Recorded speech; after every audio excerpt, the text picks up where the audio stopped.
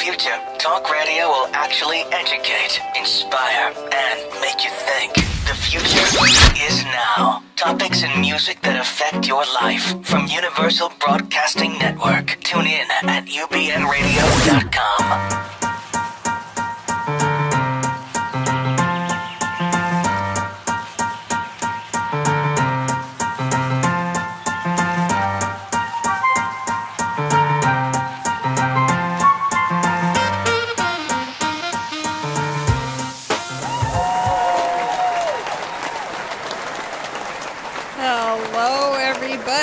Happy New Year to all of you, and it's nice to be back. It's been quite a stretch of holiday season and reruns, and now I am back in the studio. Dr. Irene Yaimadian was supposed to join me today, but I just learned that she has the flu, so she'll just have to come back another day. And tonight's topic is complex PTSD. And I'm going to start by defining what this is. And of course, you know that this is a call-in show, so please feel free to call in 323-843-2826. And let me start by saying that there is a distinction between PTSD, which is post-traumatic stress disorder, and complex PTSD, which is based more on childhood wounds, child abuse, and the first formative years of life. So the way that I'm looking at it from a mind map perspective, and if you would be so kind to, thank you very much. Okay, so if we are wounded in our first few years of life, and there are 5 of these wounds, there's physical abuse, sexual abuse, verbal abuse, neglect, and smothering. And so if we're wounded in our formative years of life, then it sets the stage of a lot of things that then can go wrong in childhood and adult years. So what happens is that these wounds of childhood form horrible reactions, and then they encode into negative core beliefs, and then they take us down into what I call the WTF, or the what the Freud, and the repetitive cycle of that. And so we keep spin cycling through this panel 4, 5, 6 until we get sick and tired of being sick and tired. So going back to PTSD, think about it as the complex PTSD. These deep wounds of childhood are the first earthquake. And then if something happens, like if we get robbed, mugged, raped, something violates us, then this will reactivate and throw us off. And so the second earthquake is really what the PTSD is. And so if for example, if you've had a pretty nice childhood and you really haven't had that first earthquake, then the PTSD can still be triggered into flashbacks and nightmares and startle responses and so on, because it depends on the level.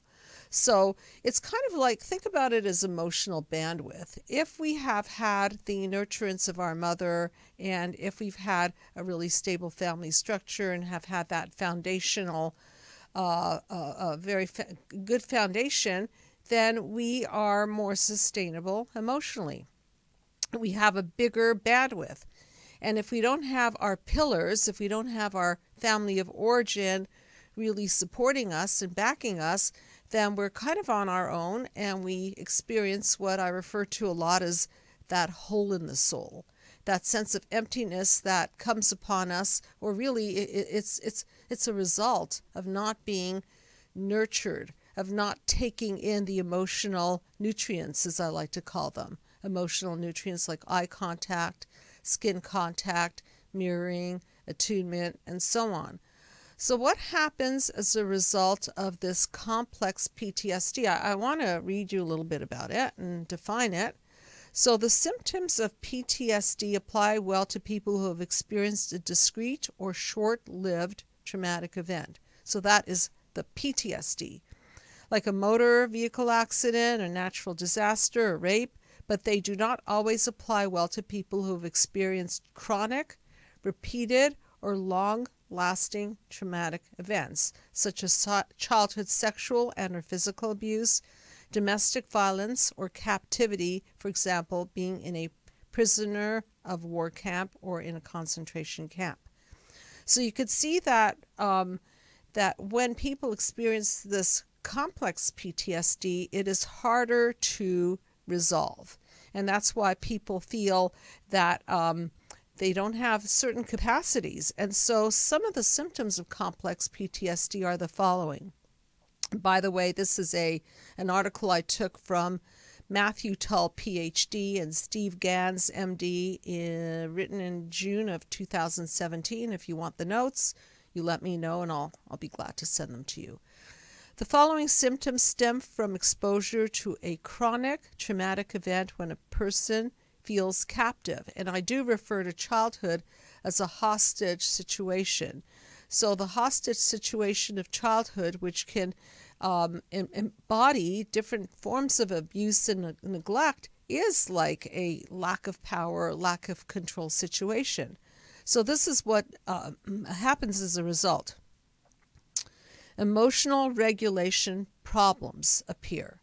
People with complex PTSD experience difficulties managing their emotions, and we've certainly talked about this in the context of personality disorders. They may experience severe depression, thoughts of suicide, or have difficulties controlling their anger. The second thing that is a part of the definition of this complex PTSD is changes in consciousness. Following exposure to a traumatic event, a person may repress memories of the traumatic event and experience flashbacks or experience dissociation. So what do I mean by that? If a child is being exposed to extreme abuse, or they're watching, for example, domestic violence, which, by the way, is a form of child abuse because they don't have to be directly experiencing the violence, seeing the violence around them, watching their brother get beaten up, or watching their mother get beaten up, or watching their father traumatize the family, can create these injuries and these symptoms. And so dissociation is really a way of defending oneself, panel number 5, if you will, on the mind map. Defense mechanisms, and these mechanisms are really geared to protect us from further breakdown. And in the case of extreme abuse, what happens is that we protect ourselves by splitting off. We split off because we don't want to be there. And if we split off for too long and we split off too far, we go into a psychotic world, and we don't want to come back because trust has been broken. So you can see that this complex PTSD has a bunch of ramifications. Another ramification of this is changes to how a person views themselves. So people experience feelings of helplessness, which makes total sense because, again, no power, no control. They experience shame, guilt, or feeling detached and different from others. So why would they feel detached and different from others? Because, again, they're in a world of isolation. There is nobody to turn to. I talk about the concept of the double dungeon of darkness. And this is kind of defining it. There's nobody to turn to. You can't turn to your mother. She's not emotionally available in cases of emotional abuse and neglect. Can't turn to your father, because he's not there to protect you either. You can't turn inward because there's a sense of hollowness inward. So there's literally no place to turn. So it's this feeling of panic, really, that there's no one there for you. And this is where the emotional dysregulation starts to kick in, because we are an outside-in model. We are functioning at the level of taking in these emotional nutrients. And so if we have none in there, then it's hollow in there, and we cannot go in there for sustenance, emotional sustenance. So again, there is a distinction between PTSD and complex, because let's say that you've been in a car accident. Let's say you've been held up at gunpoint, which I have been. I think I've mentioned on a previous show. I know what PTSD is like because I could tell you, after being held up at gunpoint, big gun to my head, I basically went into a fight, flight, survival mode, and it felt to me, the experience was kind of like, I felt like I was this animal in a very, very dangerous human jungle, a human jungle that had no empathy, that didn't care, that did nothing. And the reaction very early on was that I would have over-the-top reactions, truly the what the Freud kind of reactions. So when my kids were playing on the street and a car would drive by, I would start going into panic mode and be saying to them, please, please, please get in the house right now. Like, you can totally see that this was irrational thinking, but this is PTSD. And so PTSD is characterized by flashbacks. PTSD is characterized by being triggered and reliving the situation. And complex PTSD has a different kind of quality to it because it's not as sharp. But what happens is that I think some of you have seen the episode on walking on eggshells. Okay, so that describes it, because in complex PTSD, there's a pervasive sense of walking on eggshells. Why? Because of the complexity and the chronicity, the chronic nature of it. There is this a sense that anybody and anything can trigger it. So if, let's say, you've been abandoned, then somebody breaking up with you is going to trigger off your abandonment issues. If you've been sexually violated, then even a sexual encounter with someone might trigger off these memories and flashbacks. They're deeper, they're longer lasting, they're complex because they haven't been resolved. And so in order to deal with this, there are tons and tons of research studies on cognitive behavioral therapy, on EMDR, which I'm a little bit familiar with, dialectical behavioral therapy, DBT. And again, I stand by the Mindmap system, which is that you've got to go to the cause, because no amount of cognitive therapy is really going to dismantle the pain and the violation which was laid down foundationally at the causal level. I think it might have a better chance with post-traumatic stress disorder because, remember, the foundation is more solid. There's more of a solid core to the person. The recovery is quicker. And by the way, if you suffer from either complex or post-traumatic disorder, it's really a good idea to not let it go on and on and on. It's really important to get help immediately and get intervention immediately. So again, this is a call-in show. I know that some people have written me and they want to ask questions and call in, and I actually had a request for this show. So I think this topic is way overdue, but this is a very complicated topic and it's very pervasive.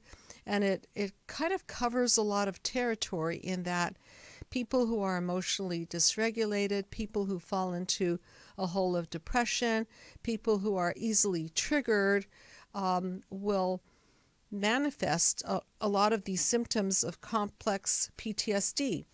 I'm just going to read you off a couple more symptoms. Changes in how the victim views the perpetrator. A person with complex PTSD may feel like he or she has no power over a perpetrator. So sometimes the Stockholm syndrome applies here, which is that they may actually identify with the perpetrator and befriend the perpetrator because they're in a hostage situation and they've got to emotionally survive. The perpetrator has complete power in a relationship. Again, I'm going to make a parallel reference to childhood, which is a hostage situation. So in childhood, when people are being violated this way, they're like captives, and the parents are the perpetrators. The people might also become preoccupied with their relationship with the perpetrator. So they may, on one hand, they might fall in love with the perpetrator, and that Stockholm syndrome will develop, because I'll reference Alice Miller again, who says that children would rather be in a good world and think that they're bad. So think about that. A child always blames him or herself for the situation. Now, in PTSD, I think there's more of a rational knowledge that it's not their fault that they got into the car accident. It's not their fault that they were violated. It's not. It's kind of like, if foundationally everything is good, then you can rationalize it better and heal quicker. But with complex PTSD, remember, as infants, we're soaking in the messages of our parents, and so we're very vulnerable, we're very porous, we're very permeable. If you look at panel number 5 once again, then you can see that we're like these membranes that soak in everything. And so when we soak in everything, good, bad, then we don't have boundaries, we get easily violated, and we're easily triggered. So again, if somebody looks at us wrong, if somebody says something to insult you, if somebody reopens, I like to refer to it as ripping open old childhood wounds. This is the complex PTSD. The PTSD isn't ripping open old childhood wounds, it's creating a big wound in the moment. The complex one is ripping open old and unresolved childhood wounds. So I don't think there's a way around this but to go to the cause. And the cause is always the blueprint, mom and dad, the multi-generations. And I remind you that this is not a blame model. This is not a throw mom and dad under the bus model. It's simply a systems gone wrong model, where you can start to see how the system that went wrong with your parents' generation was really laid down foundationally by their parents and their parents. And so this is a multi-generational problem, and until we break this cycle, we're going to continue to devolve and go down the rabbit hole of psychopathology. So just a couple of other things here. Changes in personal relationships. These symptoms include problems with relationships such as isolating oneself or being distrusting of others. Note that this is unique from borderline personality disorder, in that a person with complex PTSD often alienates themselves, as opposed to people with borderline personality or BPD who engage in unstable relationships that can be dramatic and volatile. And every time these breakups occur, again, ripping open old childhood wounds. So I still think that when you go from relationship to relationship, you're creating these complex PTSD reactions. And so that's why everything is so over the top. I want to talk a little bit about my treatment of people who feel that they're just so trigger happy. This is just very, very common in the treatment room. So they'll find that their husband or wife or partner or boss who doesn't look at them correctly, or doesn't or does something that, let's say, is maybe a level 3 or 4 on the violation scale, that will be experienced as a WTF. It's that over the top thing. So really, from this point of view, I'm defining the WTF not only as a repetition principle, which it is, but also this over the top thing. Because whenever you're in a relationship with somebody and you do XYZ and it's not really a big deal from your point of view, and they jump out of their skin, you're looking at them thinking, WTF is going on here? And that's what's going on here, is that you're tapping into some kind of an old childhood wound, and you're ripping it open, and you're causing this trauma to be relived. And so there is really no way about it. If you treat it cognitively, I want to talk a little bit about cognitive behavioral therapy, which is a part of the treatment in the Mindmap system, but that part of it doesn't really occur until old childhood wounds are resolved, because cognitively We only come online during our verbal years, which are, how old are you when you could talk? Like 1 something, 2, 3, 4, really process information. Pre-verbally, we don't process information the same way. We're imprinted with information. We're penetrated with information. We're penetrated with sensations, but we don't know what to make of it.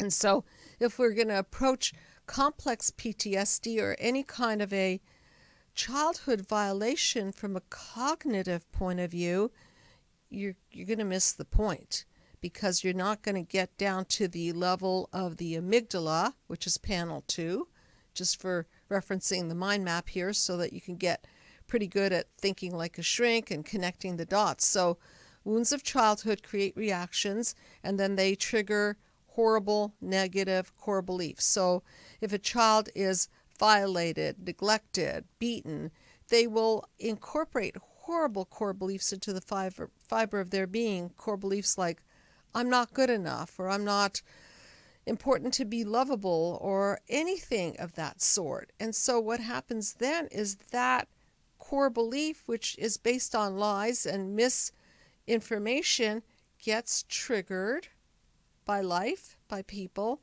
and then it takes the person down into the WTF zone. Good timing for a call. So, hi, you are on the air with Dr. Judy. What's your name, please? Oh, hi, my name is Ty. Hi, Kai. Nice to talk to you. Where are you calling from? From San Diego. Okay. And so do you have a particular question or comment or experience that you want to relate? Yeah, well, I've really learned about you from the YouTube videos on narcissism. Mm-hmm. And my mother would kind of qualify as, I've heard it termed different ways, like a destructive narcissist or a narcissist. And she had 4 kids. I'm the second one, and I can just see in all of us the results of how she would kind of work each one of us over in kind of very specialized ways. And I had a nervous younger brother, and she kind of worked on him a particular way. My very youngest brother was kind of sensitive, and she did things to him to kind of I want to say emasculate him, but just each one of us had a particular. She used to kick me out of the house because she knew I didn't like that. So she wouldn't really kick everyone out, but she would just kick me out. Okay.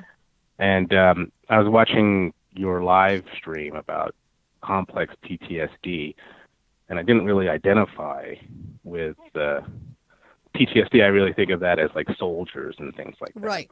Yeah. But I used to have these horrible fever dreams. When I was really young, I'd get sick all the time, and I'd have these nightmares, and I'd actually be actively running around the house afraid at night. And my nightmares would be about my parents and their friends just arguing and fighting. I could actually hear them. And it's happened to me several times. And it wasn't until I was well into adulthood that I started to see that there was a pattern of, anger and depression in the family. Yes. And how the kids I personally sucked it up a lot.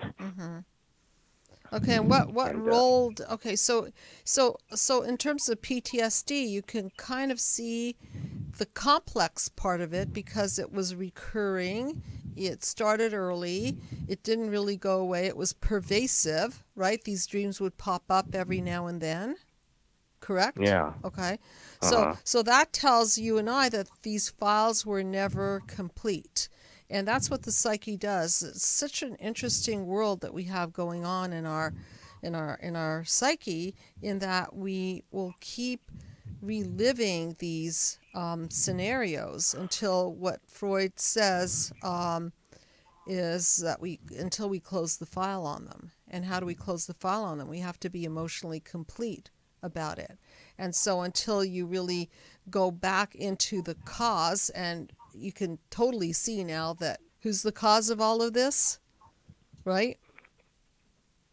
Well, it was my mom. She was the one playing it out. She she didn't like anyone really. I mean, I don't know if she had any love in her heart or anything. So Okay. she hurt everyone that she was around. And where was your father? Well, he was with us until I was about 8. No, I was 7. She cheated on him, and then she divorced him, and she kind of made him buy a house in a nice neighborhood, and then 2 years later she was with another man, and wow. And then that her life just flipped on its head. She got the kids and everything, and then just made everybody crazy for 20 years or however long it was. And you know that the father is a huge part of the pillar of the family. And so you said it well. When he left, the whole system flipped on its head, and you were no longer safe. And so I'm imagining that these dreams became maybe even more prominent once the protector was gone. Any thoughts about that, or any experience with that? Well, but when he left, she badmouthed him to death, so I thought he was a bad guy for a while. Okay. And then my thoughts became really confused. So it was just, I can't even remember part after why. I just remember defending myself against her, and then overall just going into a malaise for years. Yeah, there's the depression. Just feeling tired. And, yes. Yeah. And it wasn't so much the dreams, because the dreams were, when I was, first grade, kindergarten, and then you kind of have like an emotional scab. It just gets, it wasn't repeating as much as it was a part of me now. It's just like, here we go. And that's that's what I mean by gets ingrained. So think of PTSD as there's a car accident, boom, you're traumatized. But this is constant.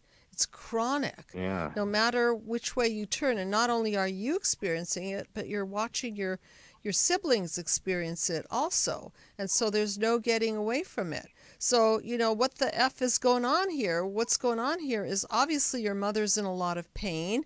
Whatever she was traumatized by, she's projecting on all the children, and each one has its role.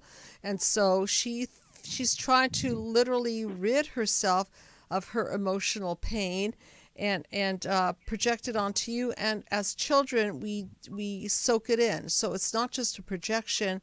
It becomes a projective identification, meaning that you identify with it, and then you think that you're the bad person, and you feel the shame, and you feel the depression and the hopelessness that you can't do anything about it. And so can you see how subtle this whole thing is, and how chronic this whole thing is? Well, yeah. I mean, it took me years and years. Took me years to just understand that she didn't like me, let alone love me. Because she used to, she yelled at me. She yelled a lot. That was her main communication, just the high-pitched yelling. And which is traumatic in and of itself, right? The high-pitched yelling. Yeah. And she would tell me I look like my dad, and she just like, oh, you're just like him. And so there was that constant fight. She hated him, even though she was cheated on him and got him out of the house. And I was the next in line because I was the oldest boy, and it was just. I didn't understand. It took me years to understand it, even though it was very obvious that she was always yelling, and we used to say, "Oh, she's crazy, she's crazy," but I didn't understand that it was actually affecting me. I thought I was, shutting it out and arguing back, and that was my defense. I didn't realize that it was getting so. It was going into my mind. I call it the psychovirus, and of course you interpreted it to mean that there was something wrong with you, and you could see that because you remind her of your dad, she was directly projecting all her rage on you about your father. So you became that projection screen for her, so to speak. So what I want to suggest, I don't know, do you have a copy of my book or no? I just downloaded the Kindle version. I haven't started reading it. I actually cool. I left my number with your office. Call me again, please. Or 2 ago. When? What? Okay. Do me a favor. Yeah. I wanted to start talking. I wanted to read the book and then get some counseling at the same time. Okay. I really want to get over this. Okay. You know what? I know I have your number because the numbers record when people call in, I believe.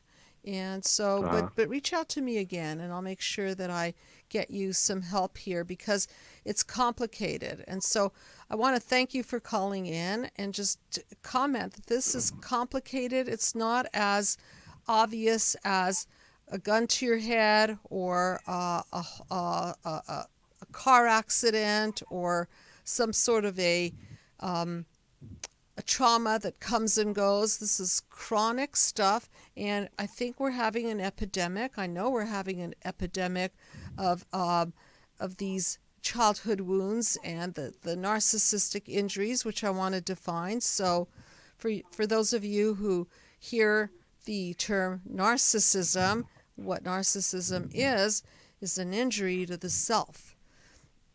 Okay, and the injury to the self looks something like, at the end of the day, the person, they cut their heart out, is what they do. There's no more empathy left. And so they may act as if they're going through the motions of loving you, but they're not really feeling it because they've been so injured and so run down that they don't really feel, it's all been closed up. So if you put panel 5 up again, then instead of being penetrated, well, they were too penetrated, and now what they did is they built up a hard shell. And so this particular system gone wrong is now very, very defended, and they don't believe in love anymore. They don't believe that people are people that can be related to. They tend to objectify people. So in your case, I think that your mother was using everybody to regulate her feelings. And so it's, I wouldn't be too surprised if she went through childhood trauma herself, because now she's in a place where she's desperately trying to self-regulate, and the only way she knows how to do it, and maybe she was taught this by her own family, is just to use her own children, her husband, her lover, her boss, whoever, to expunge, to vomit on. So thank you for calling in, and I think you're getting to see, and those of you listening are getting to see, this horrible system gone wrong. And I just want to say that how do we prevent this from happening?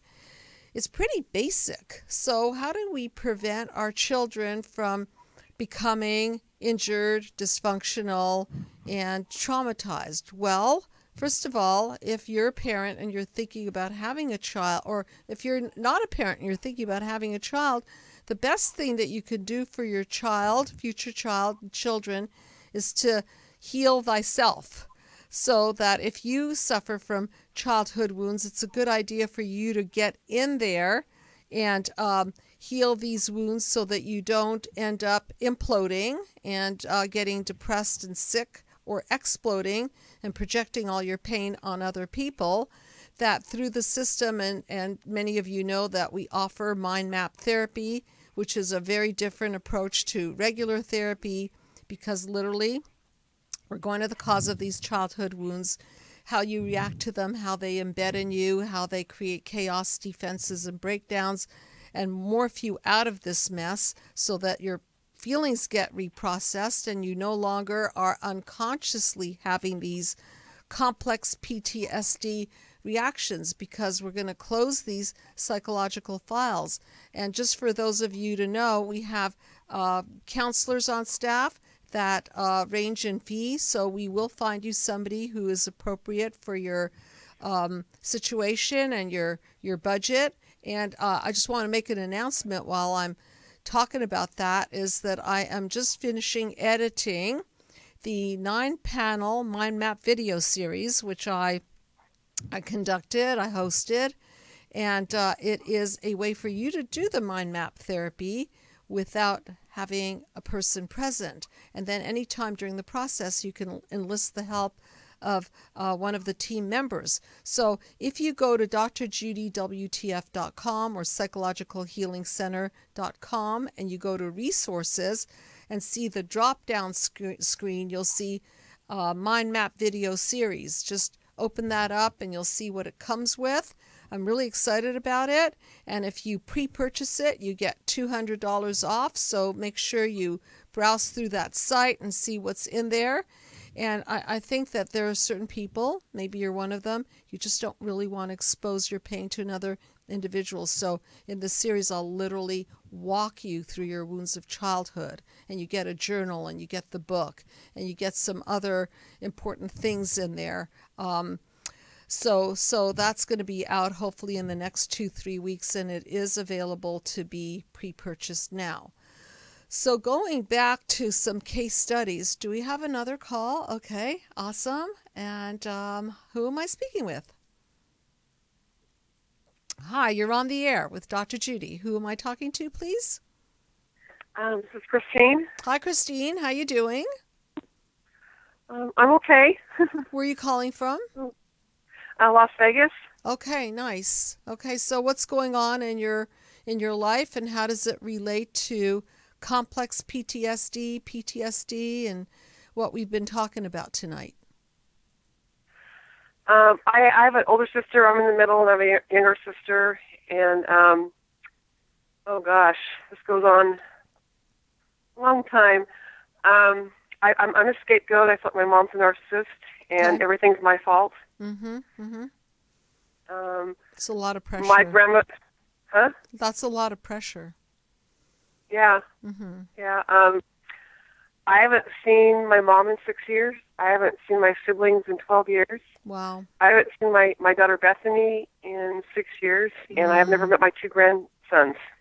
Wow. So there's just a lot of family cutoff. And in brief, why don't you see your siblings? Things changed when my dad died in 2004. I was very close to my father. There's like I said, I'm a scapegoat. Yeah. Everything's Christine's fault. Yeah. I'm from Oregon. I grew up on 12 acres in Portland, Oregon. So I was close to my father. Anyway. So much. I've been a mess. I'm sorry. Go ahead. You go ahead. No, I'm very honored to talk to you, Dr. Judy. Well, it's an honor to talk to you, and you know that I'm just really taken by how much emotional cutoff there is in your family, and so I just want to learn a little bit more. Why aren't you talking to your daughter? My little sister Kathy lost her firstborn to a brain tumor when he was 6 years old, and my daughter Bethany was very close to Nicholas. And so when I moved to Las Vegas, Kathy was mad at me, my little sister. She goes, "You're taking your daughter away from my son was close to your daughter." And so my little sister resents that. And I feel like when my little sister lost her little boy to a brain tumor and he died, she thought she could, like, put her claws into my daughter. And every year my daughter takes my grandsons to Oregon. And I see it on Facebook, and I cry, and I'm just like depressed so sorry. and so upset. Do you mean she takes them to Oregon to see your sister? Yeah, my daughter lives in Phoenix, Arizona, and every year I see on Facebook that she takes my 2 grandsons to my little sister, Kathy, in Oregon. I have never met my grandsons. So tragic, and you know, I wish there was a magic bullet answer. You know, I'm in the passionate mode of healing human disconnect. It's just that people who want to heal human disconnect have to show up, don't they? Right? And so what we are seeing here is this big mess of family disconnect, and the cause, and I don't say fault, cause is again a system gone wrong. And so whatever your parents did put you guys in a position of alienation, and maybe one was the golden child, maybe one was the mascot. My sister Connie is the golden child. She's the oldest. Yeah. Okay, and the golden child is, of course, deserving of everything. And, of course, the scapegoat is deserving of nothing. And so last week my sister Connie said, if Mom dies, it's on you, Chris. If she dies, it's your fault. Wow, that's another heavy burden. But the problem is that kids really believe this. So do you really believe this? If mom dies, it's all your fault? No, but we were raised in a Christian upbringing, and there was times I thought that if I die, I was going to go to hell. I used to believe that. Right. I thought, gosh, if I die, I'm going to go to hell and burn. Okay, and so who told you that? Was it just the teachings? It was my mother. Your mother. My mother said, you are a sinner, and the way I taught you, Christine, and if you don't do what I tell you to do, if you die, you're gonna burn. So this is complex PTSD to the max, and then you're being re-traumatized because you go on Facebook and you see your own child going to visit your sister who pretty much cut you off, and so this is again ripping open old childhood wounds. So what can you do about this? I think this is a simple way of looking at it, and maybe it's just really time for you to understand that these people may be unsalvageable. Okay, I'm not saying impossible. I don't know if they'd want to get into a system of healing. And if they're unsalvageable, what's left for you is to really pick a new support group to be around. And here's another thing I want to say, Christine. Isn't it horrible to think that not only are you going to suffer in this lifetime, but this is not only a double dungeon of darkness, this is like a triple dungeon of darkness to eternity. So nobody's going to love you. Nobody's going to accept you. Everybody's going to dump on you. And you know what your reward is when you die? You're going to burn in hell. Okay? So there's just this is like a no escape situation. But remember something, that a lot of what you're believing and thinking is based on a bunch of lies, self-serving lies. These are self-serving lies to control, manipulate, and dump on you, project on you, so other people can feel better. So I think that as you get more, right? Okay, so as you get more conscious of it, then as I like to say in my book, because I use a lot of metaphors in the book, The Wizard of Oz, and in the video that I just did, I refer to the Wizard of Oz, I refer to myself as Toto, because I love dogs so much, but what does Toto do? Toto, the dog, pulls back the curtain on the wizard. So we have to pull back the curtain. The truth has to be exposed. The lies have to be exposed. And the wicked witch has to die. And so, in other words, the lies have to die. And the truth has to be exposed so that you can think straight. And so that you don't have to live in this, I'm doomed to, I'm doomed in this lifetime, and they're not going to give me anything, so I'm doomed because I'm going to be empty-handed. They're not going to do it, and I'm also going to be completely traumatized. Speaking of complex PTSD, right? Nightmaring about when you're going to die, you're going to be burning in hell. That's quite a load of visual imagery to take with you in your head. So I'm thinking that you really need to start developing a new community and grieve. There's this episode that I did called Grieving the Parents You Never Had. And in your case, maybe grieving the family that you never had. And understanding that the sooner you get away from this unfortunate, dysfunctional family system, the better you can heal. And, if you think... Well, like my sister called me last week. I'm like, I don't feel normal when I talk to you guys. When you guys don't talk to me, I feel normal. Wait, when I have contact with them, I don't feel normal. When I have contact with my friends, I feel normal. When you do have contact with them, you don't feel normal, or you... When I have contact with my family, they make me feel like I'm not normal. Well, that's right. That's right, because you're the scapegoat. Because the more unnormal you see, they're just setting you up. Okay, so every time you get tripped up by your family and you feel bad, and they could see how bad that you feel, they feel better. That's the problem.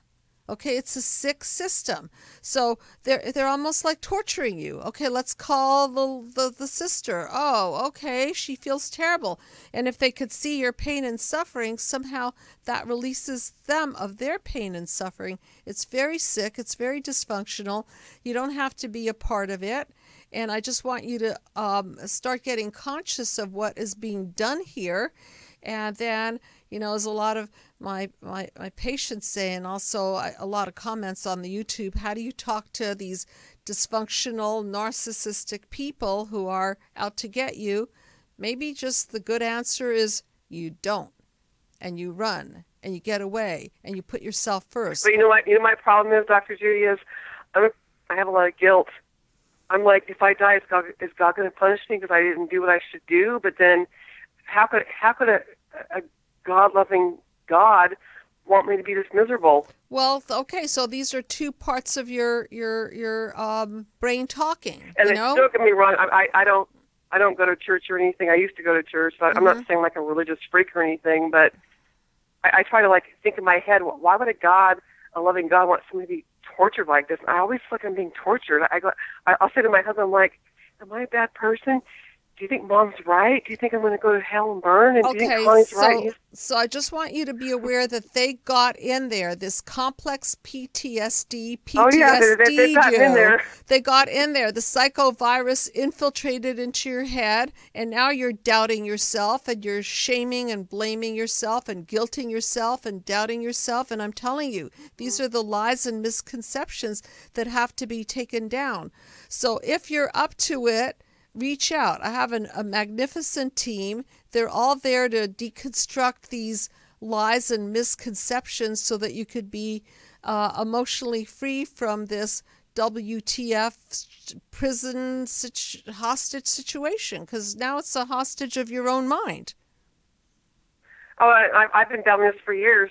Yeah, from the time I was a kid to in adulthood, I didn't feel like I belonged to my family. I didn't feel like I was good enough. I felt like I felt shamed to be alive. I've had depression. It's all there. Okay, everything that you're saying goes along with what you've described. And so now you have to be very stubborn and say, enough is enough. It's time to heal. I recognize some truths. One truth that you told me is if there's this loving God, then why would a loving God want you to burn in hell? So start recognizing the truths, okay? And if you're up to it, reach out and get a free consultation with one of the team members and get to work on dismantling this hell that you're living in, okay? Okay. Definitely, I will definitely do that. I'm very happy to have spoken to you, and thank you for calling in. And I know that we're a little short on time, yes? So I'm going to go right into, thank you very much. Have a great evening. And start. Thank you so much, Dr. Judy. Yeah, my pleasure. Take care. Okay, so I just want to conclude by saying that this is subtle stuff. People don't wake up to it sometimes for a whole lifetime. They keep thinking that it's my fault, I'm bad, I'm a horrible person, no wonder they treat me like this. And that's all a result of these, the buy-ins. You buy into the lies. So today I'm going to be shrinking a tune called Soul Asylum, Runaway Train Lyrics. Soul Asylum is the artist, and Runaway Train is the name of the song. Call you up in the middle of the night, like a firefly without a light. You were there like a blowtorch burning. I was a key that could use a little turning. So it seems like that this person was subject to. You were there like a blowtorch burning. I mean, a blowtorch burning sounds like a very abusive situation. I was a key that could use a little turning. So maybe the person was vulnerable, and unfortunately, they were subjected to this blowtorch type of situation. So so tired that I couldn't even sleep. So many secrets I couldn't keep. Promised myself I wouldn't weep. One more promise I couldn't keep. So can you see that this person is imploding because there's no way for them to self-express because it's just not safe. and this person has no light. Person's in the double dungeon. It seems no one can help me now. I'm in too deep. There's no way out. This time I have really led myself astray, which means buying into the lies. And there's no way out because there's nobody to validate the reality. Runaway train, never going back. Wrong way on a one-way track. Seems like I should be getting somewhere. Somehow I'm neither here nor there because they're on the wrong track. Literally, they're on a misguided track of misinformation. Can you help me remember how to smile, make it somehow all seem worthwhile? How on earth did I get so jaded? Life's mystery seems so faded. In other words, this person is starting to shut down. He's getting jaded, getting into the narcissistic shell of shutting everything out. I can go where no one else can go. I know that no one else knows. Here I am, just a drowning in the rain, with a ticket for a runaway train. So this person is just drowning in this mental mess. And everything seems cut and dry, day to night, earth and sky. Somehow I just don't believe it. Well, at least they're questioning it. That's good. Runaway train, never going back. Wrong way on a one-way track. Seems like I should be getting somewhere. Somehow I'm neither here nor there. There's the what the Freud, just spinning around, neither here nor there, getting nowhere. Bought a ticket for a runaway train like a madman laughing at the rain, a little out of touch, a little insane. It's just easier than dealing with the pain. So sometimes it seems easier just to get on the wrong track than to turn that train around, which takes a lot of fortitude and courage. Runaway train, never going back. Wrong way on a one-way track. Seems like I should be getting somewhere. Somehow I'm neither here nor there. Runaway train. Never coming back, tearing up the track, burning in my veins. I run away, but it always seems the same. No progress. Stuck. Hostage situation. Okay, so that is tonight's episode on complex PTSD. Thank you, everyone, for calling in, and I will see you next week. Good night, everybody.